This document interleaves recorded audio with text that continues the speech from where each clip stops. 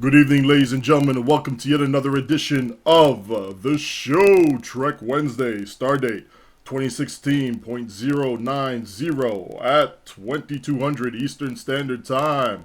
I'm joined tonight by my usual crew, except for SarcasmDetector and McKay.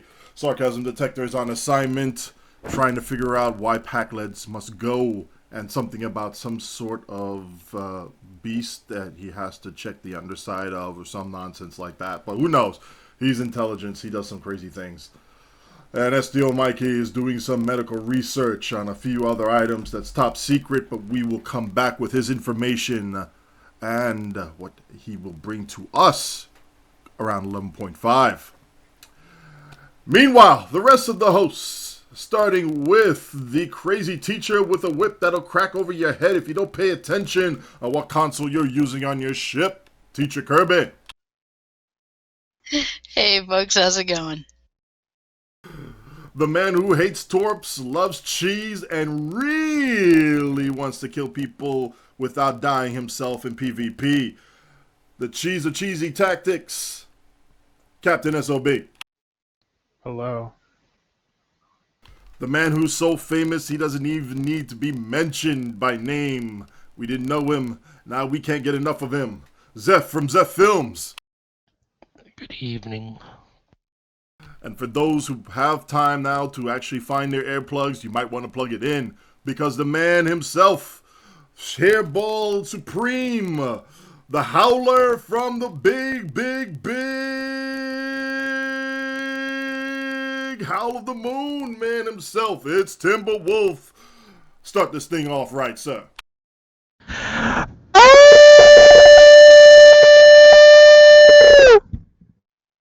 Thank you very much.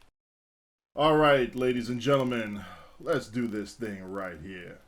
First off, I just want to say, TacoFangs, props in our book. Thank you very much for answering some of the questions on the art forums that we have posted out there. So a couple of the audience wanted to find out what the questions were, and so we said, you know what, let's just put it on the forums and see what happens. And so we did. And you, sir, were the first to actually go through and answer the questions we had out for you. And so we say thank you very much. We'll post a link in the show notes here, and we'll be able to read off some of them later on once we actually compile some more follow-up questions for you. Zeph Films will be taking point on that, but we'll also have some follow-up questions, especially pertaining to 11.5 and its release. So we just want to say a big shout out to you from the show. Thank you very much for reaching out. We appreciate it. You know what, Zeph, you got something you want to actually say on that? No. I'm just glad that he took the time to address each of the questions, even though they didn't really pertain to him. I think I think it was because we looped in the questions for Thomas the Cat and TacoFangs, and he even addressed the questions that were more TacoFangs area. But no, I'm glad that he was actually able to take the time to answer the questions. One of the questions that everybody probably has on their mind was, other than DS9, what original map do you want to see remastered? And he actually replied with, DS9 is the top of my current list, but I'd love to get my hands on First City after that. But I still think it would be really cool to talk with him here on the show one-on-one, and just get a more in-depth perspective of what goes on when he develops all of these things. Like I'd love more details about ESD and the amount of work that went into that. We get a little bit of an insight on that. Apparently, this was pitched like a year before the new ESD was introduced, and there was a lot of things that were introduced that wasn't in the original plans. But no, I'm actually really happy that Taco was able to bat some of those questions out for us, and yeah, I'm happy.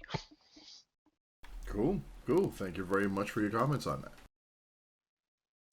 Now, we're going to go on to something else here that has sparked a little bit of controversy. We're going to bring up those embassy consoles again because, you know, we all love talking about those things over and over and over again. But with the revamp coming up in 11.5 and the talk about shields and parity of defending using shields versus just, you know, trying to beef up your defenses on the hull, well, some folks were looking at it, specifically a Kyle223 Cat on his @ handle, on at least on the forums. He was stated with this, and I'll quote this here. I've always thought the plasma explosion consoles should have a 10-second cooldown. I'd be fine if all embassy consoles had a 10-second cooldown per console. Having no cooldown is probably a bad thing, like with the current plasma explosion consoles, and having a global cooldown is also a bad thing, like with the current hull shield repairing consoles. Now, for those who don't know, if you go to the embassy and you get the hull or shield repairing consoles, they have a 10-second global lockout. When you hit that hull or shield repairing console and it procs, 10-second global lockout for all of those that you have equipped until it comes back again. So he was suggesting that either they all have a 10-second lockout per console. So say one procs, okay, that one's locked out at 10 seconds, and then the others will still have their chance to proc if necessary. So I'm thinking, yeah, that would be bad. Or if you wanted to, have them have a reduced lockout for, like, say, 5 seconds, and then work out whatever metrics are necessary for it. If 5 seconds is too short, work between 5 seconds and 10 seconds and see what happens with it. But I think that's a very good idea. What do you guys think? I think that anyone suggesting a lockout for the MC Plasma Explosion consoles needs to be thrown out in airlock. Now, can we actually get a very thought-out response? I think it's interesting, the lockout idea. It's certainly not new. Other consoles have lockouts. I think if they were going to do that, I'd like to see crits come back first on it before they did that. I mean, I'm honestly thinking they could do a lockout where, we have a lot of firing cycle haste in the game, so you could have more than 10 shots in a second. Maybe have it the same way that Energy Refrequencer works, where it's a max of 10 procs per second, which that's still quite a bit of plasma procs, but there is a limit to it. But the other thing that I came up with, instead of making it a cooldown, just make it where there's more parity with other builds, specifically bringing up where maybe you could boost what it does with cannons a little bit, or more importantly, torpedoes. This is something that I've been talking with Odin off and on today with. Torpedoes don't get any benefit from this, and one of the reasons, that tanks run these consoles as another point is they're the only ones that do threat plus or minus for your amplification or nullification. If you were to add threat, amplifier, or nullifier abilities to other science consoles like the Crenham Research Labs, then you'd probably be seeing tanks running a variation of them instead of just those. They use those for their threat. But when it comes to torpedoes, what I thought of is have it where it's a much higher proc rate for torpedoes, considering their slower shot chance, but give them a kinetic/radiation dot on their target that they can boost with their exotic builds, psi builds, that kind of thing. But that way they also get a proc off of these consoles, just like beam weapons do. And it would go with their kinetic damage. It would go with their boosting part gens and radiation and things like that. It would give them another source of shield penetrating damage, the same that beams do now. I would tend to disagree on having it available for torpedoes. Shocker, right? Yeah, but sit down. Here's where I'm coming from this. They don't need it as far as a mechanic. First off, I'm against the whole mechanic of bypassing the shields completely. But use the tools that are there available for you. But I'm arguing just from not only a canonical standpoint, but from a gameplay standpoint. Having something that is completely unresistible in this game, whether it's PvE or PvP, bypassing one of the major defenses in this game to do that much damage in this game is just a bad idea. And then on top of that, having it do that much damage on a per shot basis, torpedoes are already going to be on the back seat of that bus. Even if you up the proc rate to 33% per shot, it's going to be the back seat of the bus. It's only going to work on your salvo torpedoes, and then even then, the rate of fire is going to be so abysmally low they might as well not be there. Bad ideas with it. On top of the game mechanic and gameplay and feel and theme of the weapon type. So, already, in my opinion, no. Bad idea. Second, if we're going to have them there, that's fine, but we need to put in some sort of parity there with it. Kirby came up with a good idea. Fine, if we're going to put the 10-second lockout on per console, then we can up it to where it gets crits. All right, there's your justification for bringing it back. I can work with that. Now, if we're going to do something for torpedoes and mines, fix the native flaws on them first, and then start working on some of the other archaic mechanics at this point.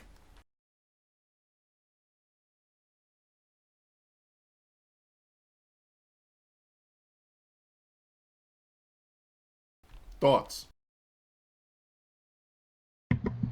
I can agree with that point, absolutely.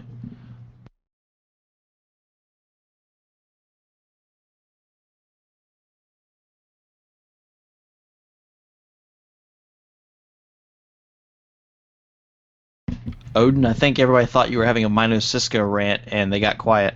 It was just like... I stick with my original response. Say what? I stick to my original response, leave the consoles alone.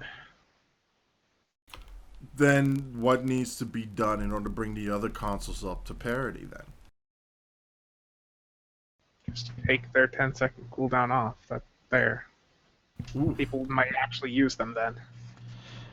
That or, like I said, if you add threat amplification or nullification to the research labs, I know of a few people in the tanking community who would want to boost both their flow caps and their part gens at the same time off the same console. So I could see if they could use amplifications on those as well, they might work. Especially the ones that do a damage boost off of healing. I could see that being a nice parity to get some tanks out of that. I wouldn't know how to do it for parity for torpedoes, but at least you'd have more than one source of threat control consoles than just embassies.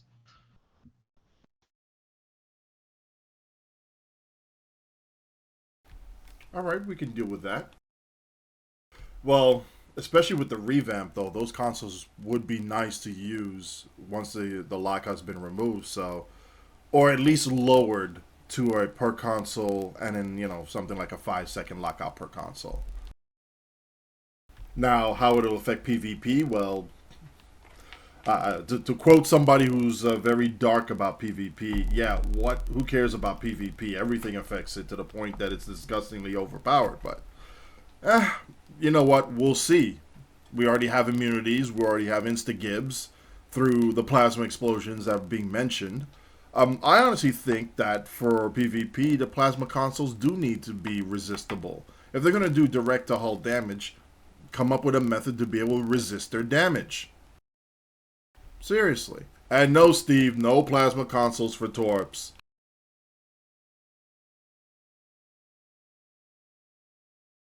Well, you know what? We're going to bring this up here. We're going to move to the actual patch notes. The particle emission plasma torpedo on Tribble is actually getting a damage... The cloud itself is actually getting a damage increase in order to be able to adjust its damage coefficient so that it'll benefit more from part gens. And on top of that, I think there's going to be some more testing with Torp specifically on Tribble, just to make sure a couple other weird things happens. I was supposed to do that earlier today. Unfortunately, I couldn't because, work. Yippee do. So, yeah, if you see me being punchy and whatnot, it's been a really long day. But, yeah, with Tribble, concerning Tribble, the Pep Torpedoes Cloud, that is boosted by part gens, is getting a baseline 50% damage increase. So for those science captains that like to use the PEP, don't worry, your damage shouldn't be lost. But still test it out just to make sure that things are working according to plan. And anybody else have anything of note from Tribble? Because those patch notes were very extensive and mostly detailed for a lot of the items there. Any of you guys see any notables that should be mentioned? I'll state that they switched around threat control and hanger health. We discussed it on one of the previous patches that they had made it where you had to choose between one of the two.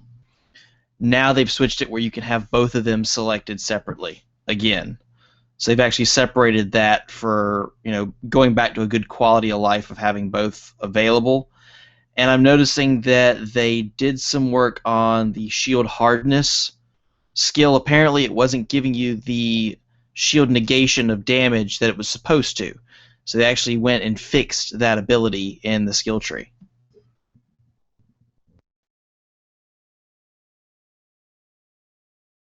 Kirby, you were going to say something.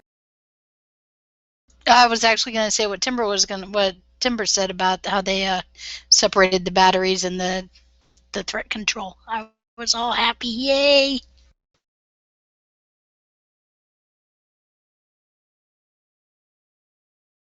Oh, I forgot.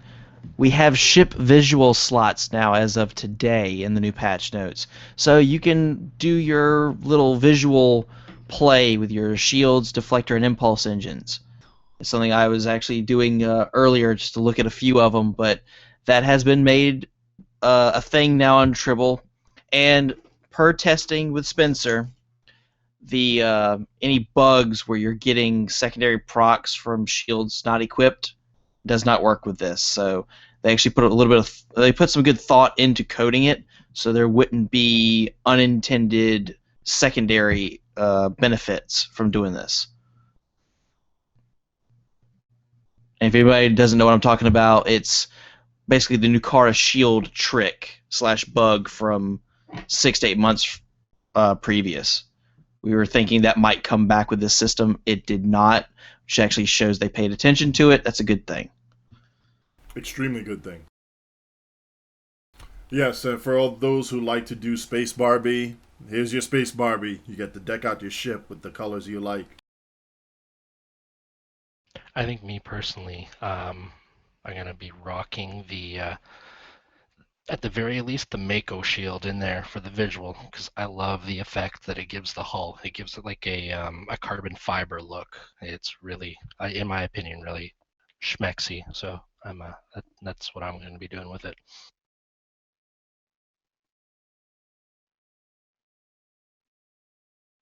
Anything else of note that you guys want to bring up? In regards to Tribble? Yeah. Nothing Tribble related, no. And for those who have actually looked at the holodeck notes, yes, they seem sparse, but they're fixing a couple of issues there. Looks like the resources are being diverted to getting 11.5 out the gate with as little bugs as possible, on top of a skill revamp and everything else. So it looks like there's not much going on, but obviously there's a ton going on. Go read the Tribble notes and you'll see for yourself. Now, one thing we do want to bring up as far as the skill tree changes and the threat control being moved is a good quality of life improvement for a lot of people.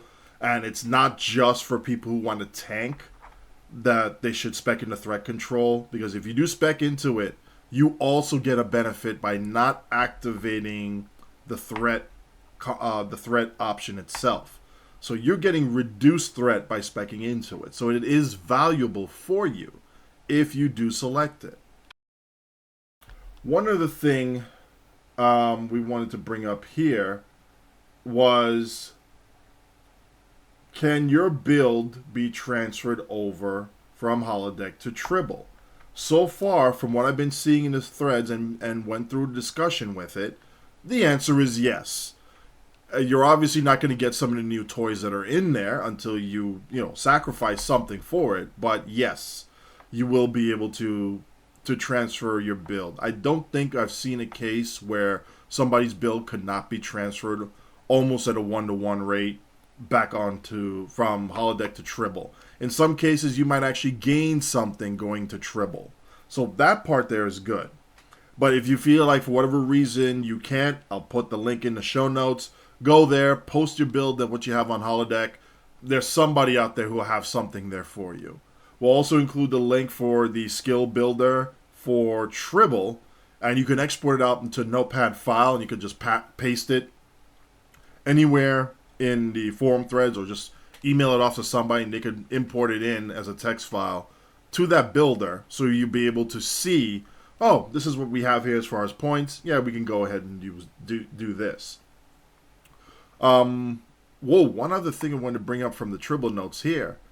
Aside from the points, the ultimates costing 1 less point to be able to reach, the cooldown of the ultimates have been reduced about 1.5 minutes, correct? If I remember the time right? Yeah. Yeah. What's your opinion on this SOB? Because I know even beforehand, even on a 2-minute timer, some of the abilities there just weren't worth getting at all. So I'm still not sure I'm going to bother in doing any of the ultimates. I think it's better off to just put a balanced layout in. The engineering ultimate is just bad. The science ultimate is somewhat decent, and the tac ultimate, last time I tested it, it was okay, but not that great compared to how much you're losing by going on such a heavy focused approach into that tree.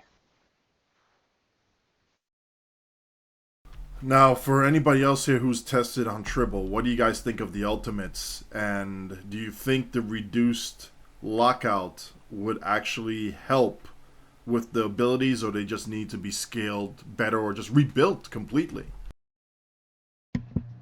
I mean, the only one that I've actually tested was the tactical one. That's when it first came out, and compared to when it first came out, to me it's absolute junk. But then again, when it first came out on Tribble, you activated it, and it was active for 15 seconds, and while it was active, it was cooling down the ability. It was very similar to sensor analysis in that regard, where the moment the ability was done, you could use it again. And then next patch, it went to, I believe, a 2 to 3 minute cooldown for 15-second activation. So it wasn't any better than a console to me. Going on what I've seen, to spec that heavy into tactical just for that ability, it's not worth it. You lose too much. And I've just overheard what Spencer's been talking about the engineer and science from his testing. I would not do that either. Yeah, I've been doing it on my own, and I would think the science one would probably be good for torpedo captains, but when I tried it out, it didn't seem to have any effect whatsoever on anything that I was doing while it was active. So, but that was the first time it came out. I tested that. Since then, I've built through to a hybrid build, and I've seen better performance just going straight through for the ultimates and attempting to get the science one. So that, for some people, I guess the mileage may vary. They may see some benefit. They may not see any at all. Of course, we do need to do a little bit more testing, especially with the revamp on here. See if anything else has changed aside from the lockout time period. But other than that, I don't think so. Just based off of last testing, I don't think it's worth it at all either.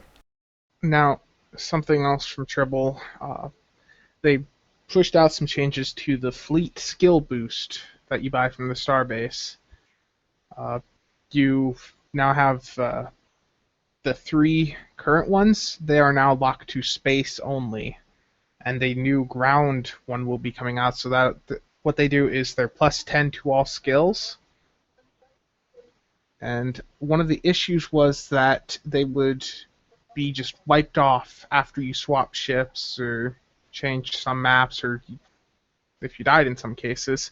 So now they fixed that, so they will last the full 4 hours of playtime, and they'll actually stick, which is really nice because we were burning through them like mad when just swapping between ships for ISA and Hive. It's a pretty nice change. Now, how valuable are these buffs, these fleet buffs, for you? In your opinion, how valuable do you think they are? They're nice. I would not recommend them to most people. The only people that really should be even bothering with them is probably going to be min-maxers. I mean, you're looking at literally 2,500 fleet credits to get plus 10 to all military skills, or tactical, I guess now, or engineering or science. You can have all three running at the same time, so a lot of people aren't going to want to invest in something like that, especially when it's really not going to have that large of a noticeable effect. And this is just boosting the skills, not your actual, not directly to damage or anything, just the skills itself. Yeah, just plus 10 to all skills. Yeah, so for most people who are looking for something that should be very noticeable for their damage, if they don't have a decent investment in skills, it won't show up much for them at all, would it? Yeah, plus 10 is nice, but it's not that much. You know, one thing that has been brought up beforehand on multiple occasions through different avenues is trying to look at the way we have the skill tree set up in Tribble. You know, before on Holodeck, if you go and put your points in, you have to more or less confirm it before it stays. On Tribble, you don't have that option. You select the point, and that's it. If you mess up somewhere, or you're thinking, no, I don't want the point here, I want this over here because, you know, I miscounted on something, you're locked into it. And you're going to have to pay for respect on that. What I'm going to suggest to everyone is, I believe there's already a few tools out there to on websites externally make one of the new skill trees, and the STL Skill Planner website's about to come out with a massive update that will involve the new skill tree. So I would suggest messing around on there, putting points where you want, just get it set up, and then just copy that into the game so you don't make any mistakes. Yeah, but even then, sometimes... Definitely. Sorry, go on.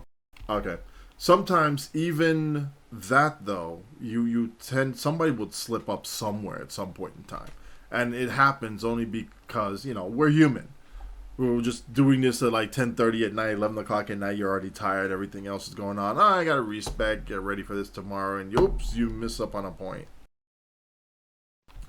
Or... and it is... Sorry, its current iteration, as you're going through, it's very clicky. You have to click the point, you have to click buy, you have to click the confirmation, and it's easy to get kind of lost in all the clicks and possibly misspend a point, and you know, especially if you're trying to go through it quickly. And you know, once you spend that point, once you click that confirmation, you're locked in, and that's it.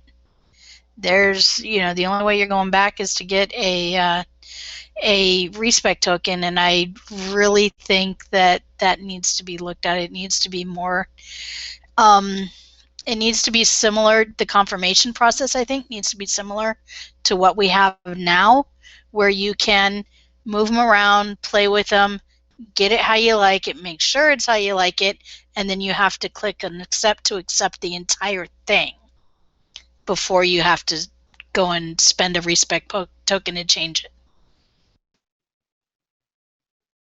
I would go one step further with that. And I know it's probably going to be too late to do it for 11.5, but I would actually say give players a second character sheet to be able to swap between. So say some days they want to fly, a science ship, so they'll have more points heavily devoted to science and science abilities. And another one, they want to fly a hybrid beam torp build with the mine layer on there, so they need to be able to devote more points into that, especially in a carrier. So they need to devote more points into that so they can boost their pets as well as their energy weapons and their kinetic weapons. So why not give them a separate spec sheet? Have them spec into those points there for each one. So they have a different spec sheet for whatever one they want to make active. And then they could buy their respec tokens there in case they want to change those out later on. Or even go one further. So basically expand the loadout to not only include gear, but to include a spec. Yes. And then I'll even go one further than that. Conversely, you can have the spec sheet be purchased, but make the respecs free.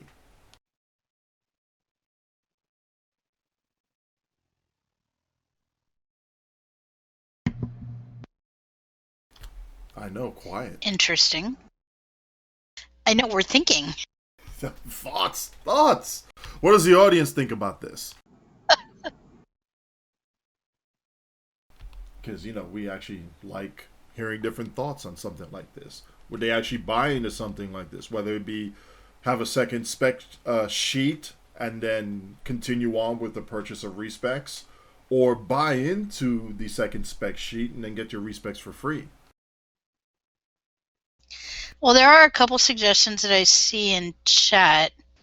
Let's see. Giving out multiple respec tokens that are valid for X days after the revamp, or make respecs free on day one of the revamp, that kind of thing. But yeah, definitely, I think some more flexibility needs to be put in that tree the way it stands now.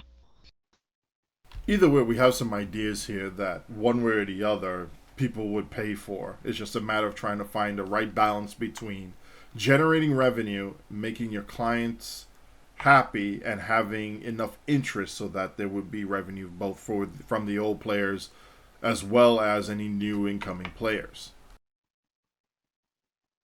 Or, is what Pal Gaming has said.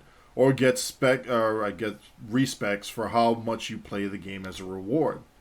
Maybe a feature episode on a specific difficulty. Hey, you've completed this on this higher difficulty level. Here's your respec. Alright. Well, we have a couple ideas, and I'm pretty sure everybody would like to continue on with discussion within the show comments. By all means, please drop any ideas or suggestions you have there. Good ones will definitely give airtime in order to try and get this going. Before we continue on, I believe Zeph Films has a public service announcement he'd like to make here. Yeah, just a little PSA. While we really do appreciate those of you who spread around the word of the show and advertise it in-game in the channels, be sure that you are respecting the rules of channels. For example, NOP Public Services, I know that they have a rule against advertising channels and whatnot, or random stuff. They don't mind you talking about the show and all that stuff, but please don't go just randomly advertising, whether it be your own channel or the show or whatever. Just please make sure that you're respecting any rules that are outlined in any of the channels that are in game. And that is my PSA for this evening. Well, thank you very much for that PSA. And to NOP, apologies from the show for any inconveniences that have been caused. And we're just doing this as a courtesy. If it was somebody else that came in here and brought this to our attention, we'd apologize to them as well. So that's just that. We appreciate the zealotry that some people have for the show, but please, let's respect the rules from the other channels, as well as the people who actually utilize those channels, and let's just continue on and have some fun with this. just going to touch up on something here on Gecko when he made a comment on Reddit about mines and torps and saying, yeah, they're going to look into it and see what they can do to increase their viability within the game. Yeah, we give him 2 thumbs up for the effort. I would love to see what comes down the pipeline and see exactly how this is going to be done from their standpoint. And if you're short on ideas for some strange reason, there are plenty of people who posted on the ARC forums and within Reddit itself that I think are some really good ideas for torps without being overpowered or without attempting to replace energy weapons as the thing to use. And I'll stress this again. It's not that people who want to see kinetics in a better position wanted to replace any of the energy weapons. It's just saying that as a weapons platform, they really not only just getting the short end of the stick, but there's a lot of bugs with them, and there's been a lot less development for that platform. So yes, people want to use energy weapons, not trying to dethrone whatever the heck you're doing. Have fun with them. That's the point in the game. You're gonna have fun with that. But, Actually, you want to step in on this one now? I think that they need to look into the cooldown of a certain weapon ability, and that weapon ability is Fire at Will. It has a 20-second global cooldown, while everything else has a 15-second global cooldown. Basically, that's a balance issue right there. They need to change that. Yeah, you know what? I'm in agreement with that. They need to drop it down to a shared 15-second global cooldown. And they'll also need to move the cannon abilities 1 seat lower. So that way they will start with torpedo spread and high yield, as well as fire at will. I think that should happen. Very true. They should do that. Very true. I'm shocked. Like, no conflict here on this one. We're all in agreement with this. When does that ever happen? I mean, look at cannons. I mean, I like cannons. I've recently been messing around with cannons again. Cannons can be fun. But beams, it's just 50% uptime on Fire at Will compared to now you can have rapid fire up constantly with the trait. You can have scatter volley up 93% of the time with the trait. And yet we have beam Fire at Will left over here with that 50% uptime. Yes, but still, Beam Firewall is an AoE ability, and it's an AoE ability that's more or less blind with it. So is Scatter Volley. Scatter Volley is AoE, Odin. I know that, but it's a cone AoE. It's only up front, then you got to aim it and stuff like that. Where Fire Will is just Fire at Will. You know, push the button and it hits every target. You have to aim with dual beam banks, and you have to line up for a broadside. You can't just go from any direction. You have to correctly angle your side at the target. Yes, but when doesn't cannon scatter? Go on. Doesn't cannon scatter volley also have a target limit within that cone? Whereas as far as I know, Fire at Will does, but it's like 4 targets, I believe. Whereas cannon scatter volley, I believe, is 3. It's either 3 or 5. I forget.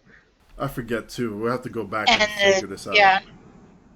And I know with FA the targets can change, but I believe with scatter volley they're locked. Once the target's been hit with it, it stays on that target and doesn't change. All I know is I was taking a cannon build into some matches the other day, Kira, Kittimer, Infected, etc.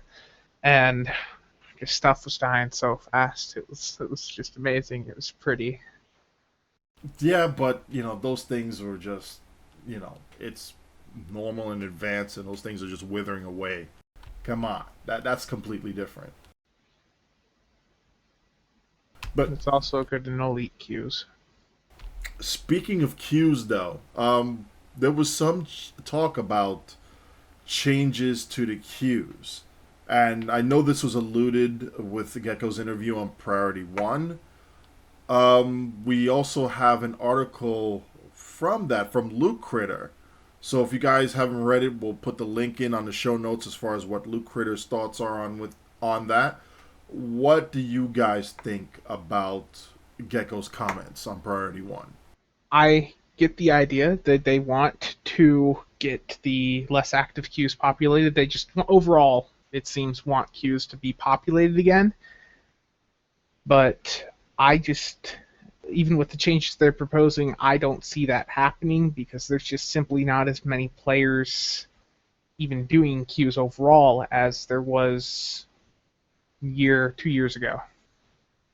They need to bring players back in before they do anything really trying to get us to focus on specific queues. Yeah, and it seems like they're focusing on the numbers of the public queues versus those that are queuing up privately, which in Lute's article, he does mention that a lot of players that used to X up in the public queues have moved on to private channels like the DPS channels or subcoms or public lead STF, where they're making private queues now.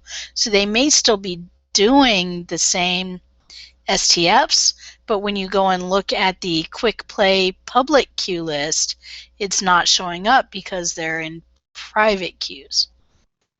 Yeah, it's true, but even then, there's just no way it's anywhere near what it was, say, around Legacy of Romulus, just as an example. How about quit taking away the damn queues? How about that?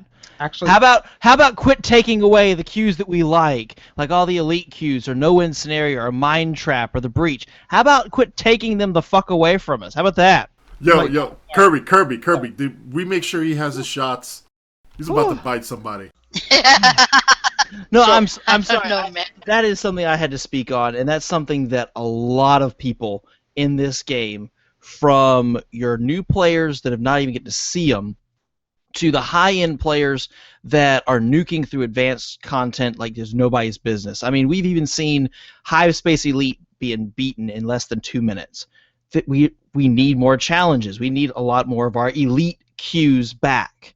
ISE needs to be back. No win scenario, bring it back. And that's one of the things I wanted to reference in Lute's article was for no win scenario, bring it back in 6 different versions based on what level you're playing it on. Some of it would be like Admiral, Borg Hive Space Elite, or you could have a diplomatic no-win scenario, or the classic rescue of the Kobayashi Maru.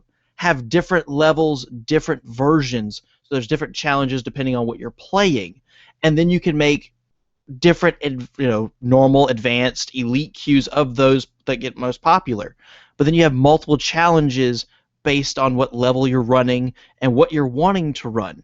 But the simple fact is you want to get people to populate the queues. That's not going to help if you keep taking them away. I'd also like to point out that the reason that a lot of these newer queues are dead is because they have this lovely time gate stuff in them, which nobody really cares about. We don't want to do time-gated content. You see these new queues. They're active for the few weeks after the new season comes out, new reps out, people are grinding it for rep marks, and then that's it. After that, nobody does them. They go back to doing the old queues. Yeah. Yeah. I don't want to sit there waiting for a stupid time gate. It's terrible design. I don't bother with time gate queues. It's just...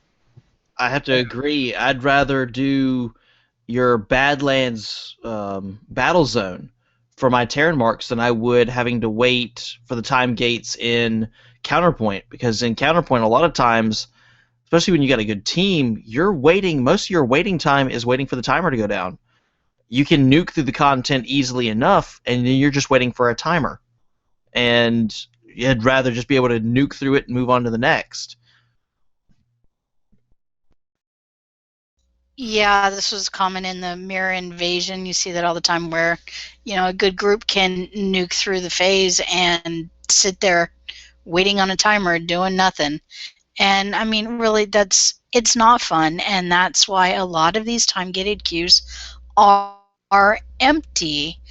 And the idea put forth was to rotate and only have certain queues available at certain times, but that doesn't solve the problem of the time gate, which really is the issue that is keeping at least a lot of the higher end players, a lot of the players that I know that we all know, out of those queues. I mean, SOB isn't the only one.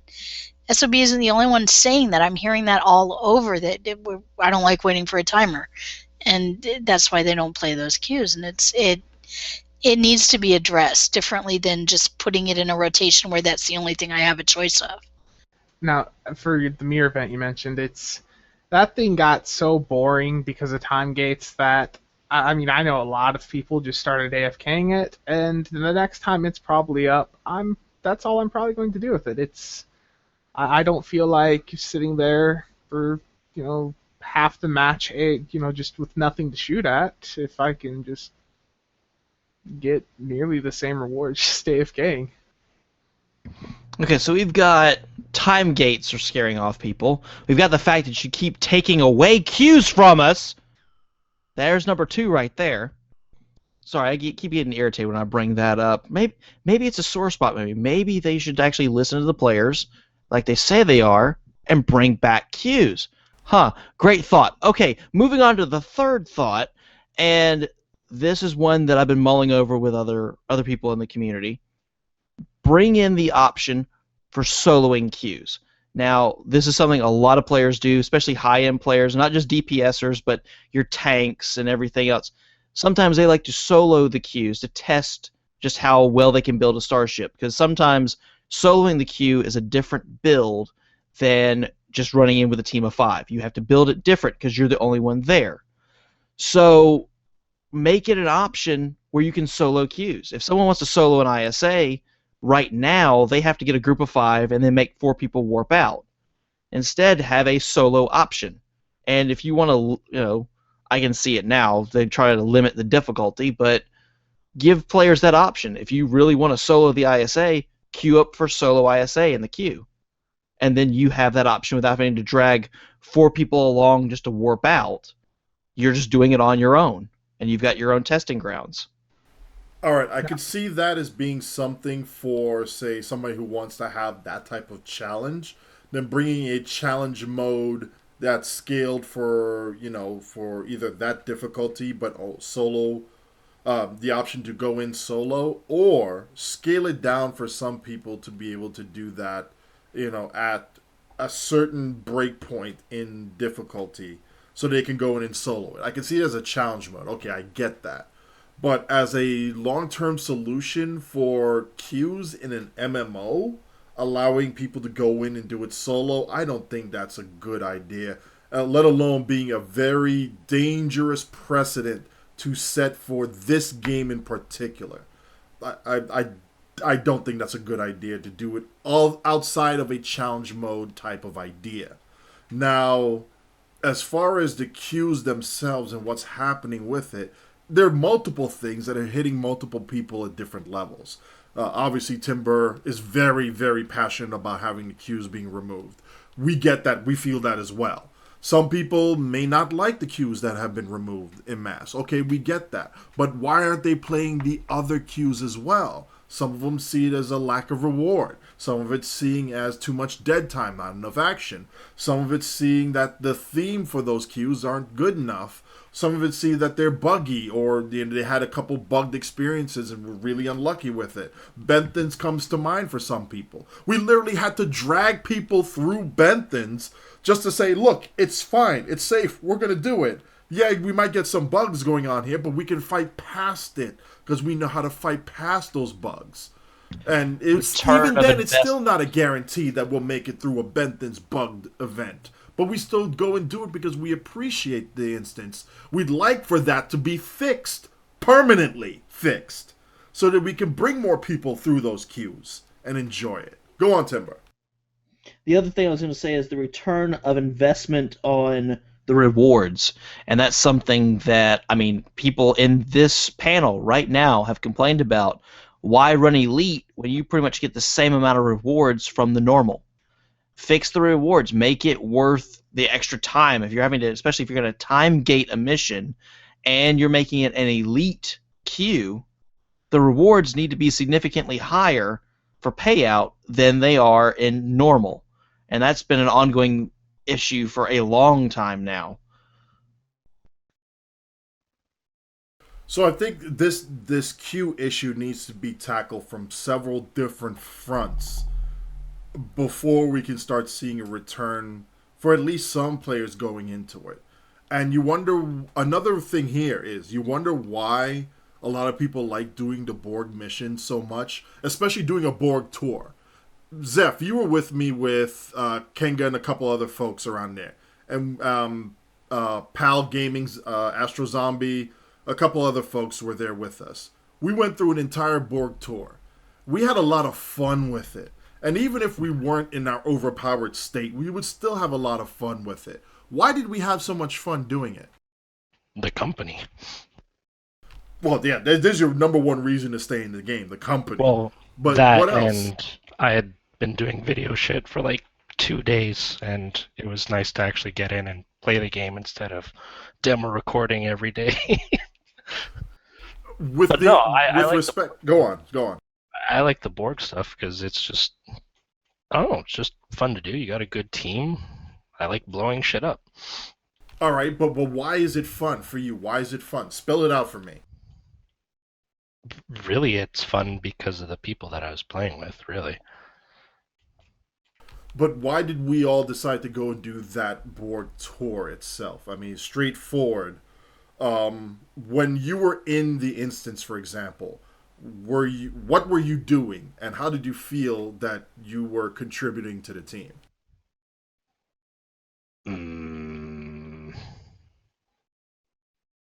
I know it's hard. It's easy to say, "Hey, it's fun," but when you actually start to think about it, why it's fun, sometimes you have to analyze, and it's like, well, heck, it's fun because, crap. Aside from the people, well, why is it so much that I could focus on enjoying it with friends and not so much on trying to analyze every single thing with the map?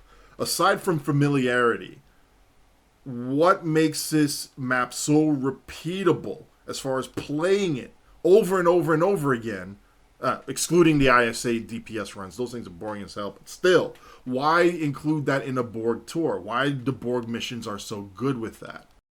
I mean, Ernest is doing it. It's fast, it's casual, even on the higher difficulty settings, where we can still coordinate easily with people.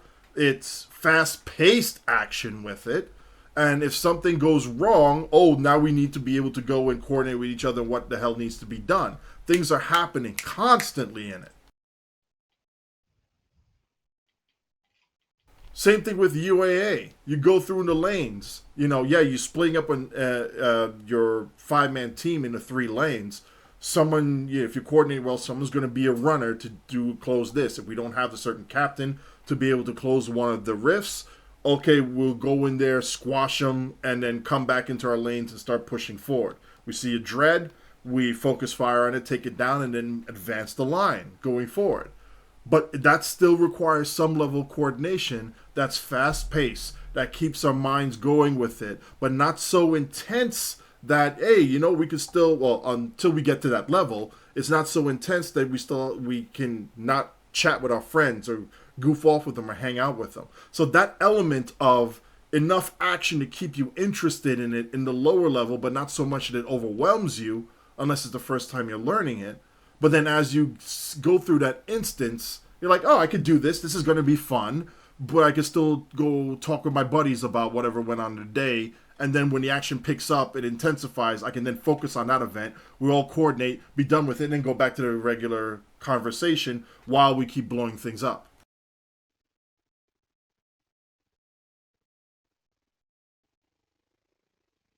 Any comments on that?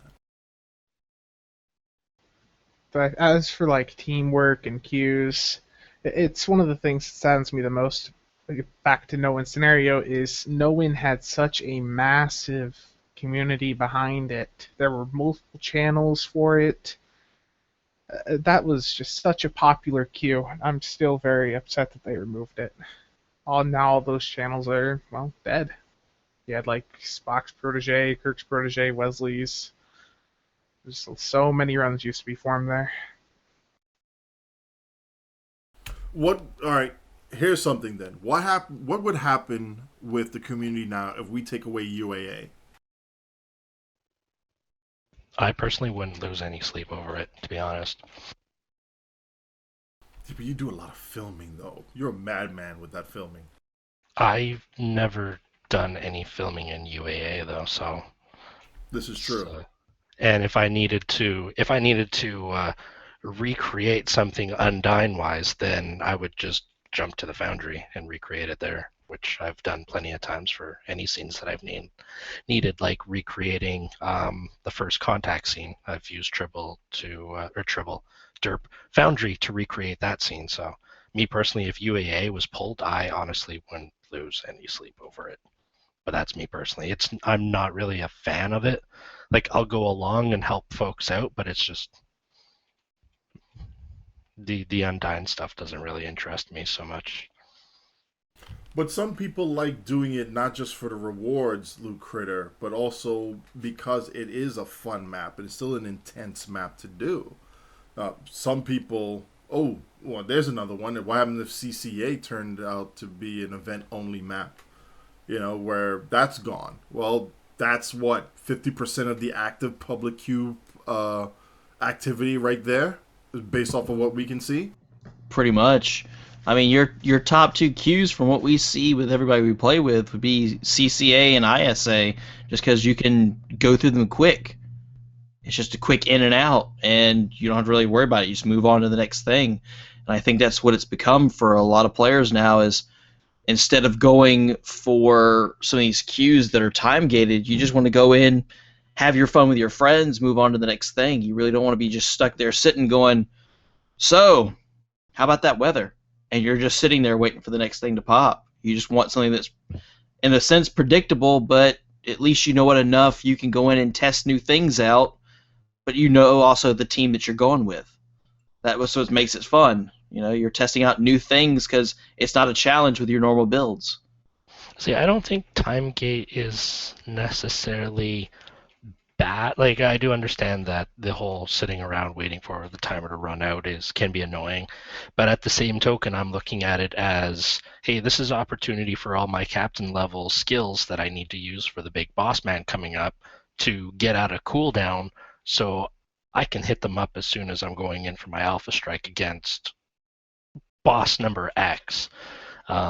There's also been a few times where I've actually started having a little conversation with some folks in the game, like just engaging people in the community. I've actually, in the past, when my fleet was just a regular, like, grind every day to get the new shiny stuff and the star-based stuff, I've actually met some people due to time gates, like in the mirror, when the mirror thing first came out. So I also don't think the time gate is necessarily bad. It is an annoyance, but me personally, I don't think it's too bad either, logistically and on a community standpoint, because you can meet some interesting people too then. I think for a lot of people, based off of what I've been hearing, and especially with the mirror event, it's not so much that a time gate is bad in and of itself, but when you have to do that times X number of tunes that you have, because some of the unique rewards are not account release, it's on a per tune basis, then you start getting annoyed with the time gates, because by the time you're down to character number 3, 4, or 5, you're like, I'm sick of this already, let's just get this thing over with and be done with it. So I think the time gate does serve a purpose if it's there for one or two different passes. But once you get past, tune number 3, 4, 5, trying to do this just for the reward so you can have it on your tune, and, pray you never want to create another tune again or else you never get that reward, yeah, it starts getting annoying. So I could see that. No, you know what? Yeah, I didn't think about it that way, because whenever those special events come up, I only run it on one character because I don't want to spend my entire evening just grinding out the same thing over and over again, because I will probably want to find the sharpest corner on my desk and smack my head off of it. I like to do other things when I'm in STO. Yeah, that's a good point. Yeah, I could see where time gating could get really frustrating with that stuff. Yeah. All right. Well, we're definitely going to be continuing this discussion off air, both in the comments as well as on Loot Critter's blog. So please check it out. We'll include the link in the show notes. And we're going to move into some of our media that we have here on the Media Corner. Oh, please, please, please, please, Zeph Films, take us away on this fun stuff here. All right. Hold on one sec. How about this? I will do something here first while you're doing that. I'll take care of you because I know you don't like to toot your own horn. You put I'm out also in a bad land right now. Well, yeah, that too. Okay, whatever. Get out of here. How dare you listen to the show while play STO online at the same time? How dare you? Right? How dare I? How dare you enjoy the game that you're talking about? Well, I will say this, though, that talk about game enjoyment, you put out a masterpiece on Monday. To the point where, and I will say this, my 8-year-old daughter saw it, and she says, yeah, I didn't like playing the game when I first tried it, but that makes me want to come back into it and try again. I'm just saying it's that good. We appreciate it. You're welcome. Thank you. Hopefully she does play and you get to play with her. Hey, and bringing father-daughter together in the world of STO. Yeah, she left off with like a level 8 tune and she's in her Miranda. It's like, this thing is slow. Forget this. Yeah, but she's going to be a fall boat spammer because she loves pretty colors. She knows torpedoes doesn't work either. Hey, moving on to the next media item. Oh. Major, shut that thing off! Yeah, we're going to kick off. STO Admiral Aaron released a new trailer for his Foundry mission Invictus. And with that trailer, he also released a contest. This contest, what's happening is first prize of this contest is a guest appearance with dialogue in his mission, ship and character, space and ground maps. And he says if you do win, that he promises not to kill you off and put you in any compromising situations. Second prize was Scramble Fighters, which is as of yesterday was worth 35 million EC on the exchange. Third prize is a Tholian Mesh Weaver, which is worth 2 million on the exchange as of yesterday. The contest is starting, well, it started yesterday, and it's going until April 9th at 11:59 p.m. Eastern Time. So essentially the contest, what you got to do is watch the Invictus trailer, which was really well done. Really good music with it. I don't know if you guys had the chance to watch it. If you haven't watched it, we will have the link for the trailer in the show notes. Definitely give it a watch. But the contest is you have to answer who is the co-writer of the Invictus.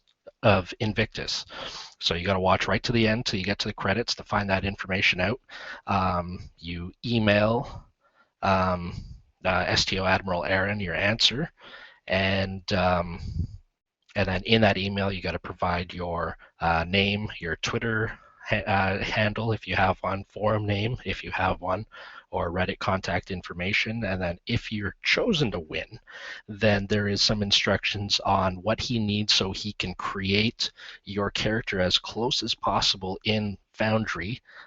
So you'll have to take a picture of like the settings in the tailor and I think a head-to-toe screenshot at render scale 2 so he can see the up close and details of that.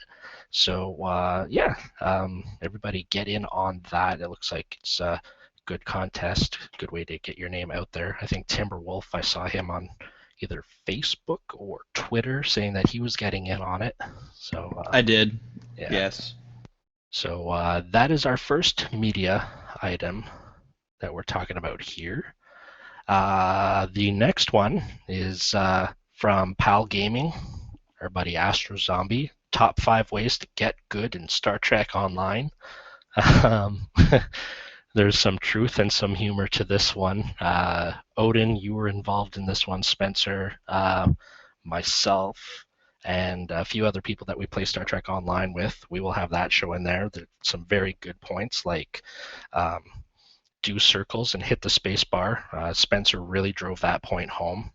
By the way, not safe for work. Just saying.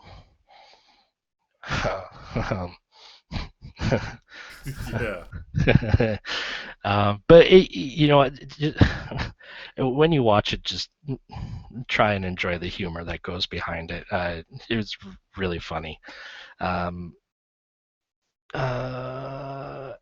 Actually, Odin, I'm going to let you talk about the next point. Drogan 1701, a Foundry Roundtable. I know he was talking to you on the STO forums, correct? Correct. I'm not sure if he's from the Foundry Roundtable, but Drogan 1701 has definitely put up a guide. Given us a link for the guide to the Foundry, because there are some people who like to know, hey, how do I get started with this thing here? At least something they can read and see what's going on. So we will provide the link in the show notes. Thank you for the link, by the way. I've also put out a call with Nevadon and with Valken to see if our European partners, aka our German community, who have had, from what I heard, has multiple guides on how to do the Foundry, including some not so well-known tips on what to do in the Foundry or how to use it. I'm trying to see if we can get an English port of that. So I already put the call out, and we'll see if it gets answered by somebody.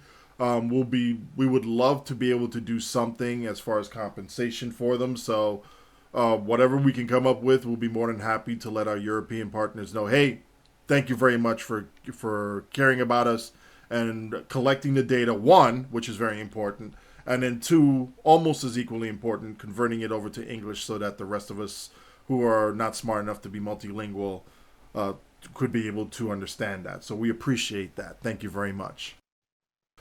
We also have a video here from one Mr. Howler himself. Day in the Life of STO Part 1. Assumptions that there will be a Part 2, TimberWolf? Actually, at this point, it's a 4-part series, probably going to be Part 5. It's one of 3 videos I've got listed here. But for Day in the Life, it's just, I wanted, you do a lot of things where you're showing off your runs, or you're showing off your builds, or, it's always about topic discussions. So my idea that this actually started recording back in January, and I've gotten 4 or 5 recorded, and I'm working on a few more, taking you through an average day. So for this first one, I'm taking you through how I start my day every day in STO. What are the first 5 things that I do to start off my day in STO? As just my day, basically my dailies. What I would do for my dailies before I do anything else when it comes to testing, helping with builds, ISA runs, anything like that. And it has random conversation in the background from, I believe, DPS After Dark was that episode. So I was recording that during DPS After Dark episode in January. But just giving an insight on what random player would be doing to start off their day, and the conversations that would be happening on TeamSpeak, that kind of thing. And while you're at it, can you describe some of the other videos that you have linked here? I did a 2-part series on testing the new secondary specialization tree, and I think Beaker's going to mess with me on this. Strategist, that's how I pronounce it anyway. Testing out the new tree on Tribble, testing out what it's doing for your offensive buffs, your defensive buffs. It even scared Odin when I was describing what kind of levels I was getting out of my Odyssey in a Starbase 24, because quite honestly, that's the best place to test out how well you can survive or your damage output when you just want to see what your buff levels are looking like. Because you can solo that run, and that's why I like the solo queue option. I can solo a Starbase 24. That's actually a very easy thing to do when it comes to queuing up for it. not so much when actually doing it, but actually just making that queue and soloing it. And I believe the test runs that I was doing when I'm doing all my buffs, and I believe I was using Delta Prime, because Delta Prime has been boosted in Tribble. I don't know if many people saw that from previous patch notes. But when it was all said and done using Strategic Secondary and Delta Prime, my Odyssey had a maximum output of 45.2% crit chance and 257.9% crit severity, and that's base stats, which you'd be looking at when you're looking at your starship. So those were the base stats, along with well over 50% to all energy resistance and probably close to 60% on kinetic resistance. Then running it with Threatening Stance, I was getting well over 122k hull, when normally I average 82k hull on Holodeck. And the heal boosts were nice as well. So there's a lot of nice test runs for what they're putting out. It's not going to be for everybody. I know a lot of people are still going to run Pilot or Command or whatever their current setup is, but it is going to be a nice option for anyone that's looking for a little extra hit when they're not in Threatening Stance, or if you're tanking, it does give some nice extra healing boosts. So it's definitely worth something that you want to check out if you can get on Tribble now or when it hits Holodeck. And, sorry, what trait of the tree were you testing? I didn't get a chance to really test the trait out that much, mainly because I didn't have a parser running. The trait does give a 15% bonus all damage boost when you use Brace for Impact. Oh, sorry, I meant which tree. Oh, are you going to mess with me on this? I told you that's how I pronounce it. It works. Strategist, son. Do I need to go back into my rant about these queues being missing again? Because I can at least rant about that. Strategist? Whatever. There's strat and there's gist in there. And that is enough for me. Don't feel bad. I do that shit to everybody.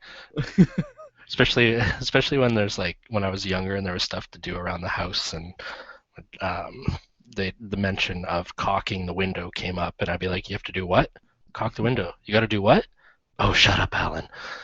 Yeah, I'm a jerk. Yes. And no covert, they said that they boosted the Delta Prime trait because they wanted it to be more in line with the new skills. It had nothing to do with the actual boost to attack pattern skill as far as its removal, and then boosting the actual attack patterns. They did boost Delta Prime separately. But it's a nice tree to test out. Like I said, not everybody's going to see a boost out of it, but some people might. It might actually be what helps you push over a certain number of output or help you survive that much longer in a run. So it's just going to be worth testing out. And quite honestly, for me, I think I'm going to be using it long term, at least for PvE queues. PvP, I'll go back to Pilot. And Alan, no, I'm not saying it again. Thank you very much. You're a bully. Hey, no. Oh, Martok, trust me. I'm going to be on anybody's case that's going to try and make that torpedo immunity go for more than one torpedo, because that would just be. It needs to go for an entire salvo. You're right. It doesn't need to go for one torp. It needs to go for an entire salvo. Hey, SOB, how about we like to have a 60-second immunity to all energy weapons, including plasma explosions? What will you do then? You already have 43 seconds. Well, yeah, you gotta get a pilot ship and a whole bunch of other stuff, but yeah, whatever. Anyway, you know what? Teacher, take us to school. What you got for us here? Okay. So this week, I did my thing. It's surprising how often I come across people that don't realize that you can transfer dilithium from one toon to another on the same account, or B, they realize you can do it, but they don't really understand how to do it, but they wish they could, or they wish they did. So this week's was transferring dilithium between characters. So I actually I show you how to open the exchange, I show you which items to change, I explain the minimums, and that as long as you are under the going rate, that you don't buy it, and the goal is to set the price really, really low so that even if somebody is crazy enough to buy it at that price, you're going to make out like a bandit when you turn around and sell it back for 12 times what, they paid for it. So anyway, so I went over how to do that and explained the minimums and the maximums and all of that. So it's an interesting video, and I've already gotten some good comments on it. Appreciate that. Thank you very much. And what do we have going on this week in Trek? This week in Trek was actually pretty sparse. Deanna Troi was born, where was she born? Near Lake Elnar on Beta Z on March 29th. And that is also the actress's, Marina Sirtis's birthday as well, real life birthday. And our very own SOB's birthday was the 29th as well. Aww. We remember. Happy So birthday. how old are you now? I remember. Are you 12, 13? 20. Oh, okay. He's actually 20. One more year and he might actually be legal enough to drink. Kirby, you know what that means? You might have to give him his balls back. Uh-oh. Wait a minute. Do I have to file paperwork for that, Kirby? Because we'd like to do paperwork here. Might have to. You may have to. Yeah, All you may right, have let me to. know, and I'll start the paperwork. Okay. All right, in closing out real quick, TimberWolf, you got this little piece of side tech that you wanted to bring up. Yeah, right now all it is a video. I'm trying to get more information on it, but for some reason when you click on the links, it's just taking you to their random website, and I have yet to find the actual article. But what they're referencing is using the new VR tech that's been coming out with your VR headsets and the new cell phones and everything. Is what they're advertising is very similar to what we saw on the DS9 episode for the uniform with the Holo communication net, where while you're wearing this, you can have a 3D live representation of the person you're talking to in the room, and using a camera on the other end, it's mapping them like it would on a green screen for a movie. So you're actually getting instead of just talking to a picture on your phone through video, you're getting the full 3D representation of that person, their body language, and everything else as if they're in the room physically with you. And of course there are limitations to that as far as where technology is now, but it is the good starting basis for having that level of communication that we would see in Star Trek from the holodeck. It'll definitely be interesting. We'll put the link in on the show notes, and anybody else who wants to make a comment on it will be more than happy to be able to do so. Any closing thoughts tonight, folks? Quit taking away my cues! I knew that was coming. By Coalition Disruptors. I knew that was coming too. I think that Timber will now endorse that also. Actually, yes. I vote yes on Coalition Disruptors. There's a video that I'm posting, I believe this Friday or Saturday, and you will see the difference. You'll see why I'm actually going to endorse them now. So I'd stay tuned for that. Now, you're endorsing them because they do good, or because you're being paid off by SOB to endorse them? A little bit of the paying off, but mainly they are doing a lot better than APs now. I did a test with my AP weapons early this week. We did a test with the same team and used coalitions as a team basis, and they are doing phenomenally well for the same exact time frame of the run. So it is an improvement when it comes to damage output and what you're able to do for the team. All right. On behalf of everybody here on the show, we'd like to see you all in game. Go on Tribble, test a couple things out, yell at us if you see anything stupid or quirky. I'll be more than happy to be able to bring it up to one of the bug hunters, as well as broadcast it on the next show. And if you have any ideas, obviously type them out. We'll be here on the Reddit thread or on the video or in the ARC forums. But you know what? This is one of those games where you, as a member of the community, can actually help make an impact in this game. Don't waste the opportunity. Take it. Do it now. We'll see you all later on tonight, folks. Have a good evening. Good night, guys. Good night, folks. Good night.